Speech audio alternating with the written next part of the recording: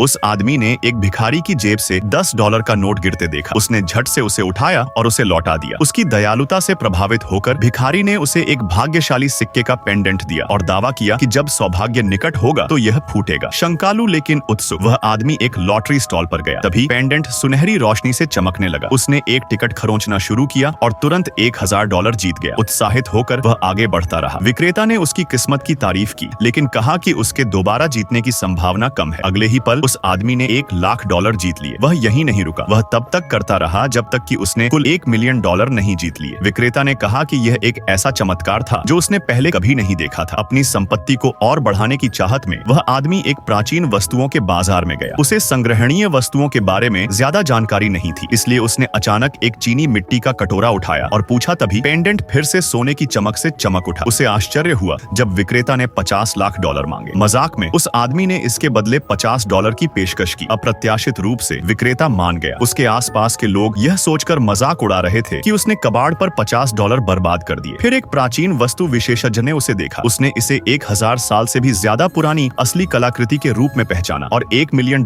की पेशकश की। तुरंत उस आदमी ने उसे बेच दिया और पैसे तुरंत ट्रांसफर हो गए। बाद में एक सुपरमार्केट में उसने इंस्टेंट नूडल्स का एक प्रचार देखा। अंदर एक सोने की पट्टी ले लो। बिना कुछ सोचे समझे उसने एक पैकेट खरीद लिया। जैसे ही पेंडेंट सुनहरी रोशनी से चमक उठा, उसने नूडल्स खोले और अंदर एक असली सोने की पट्टी थी।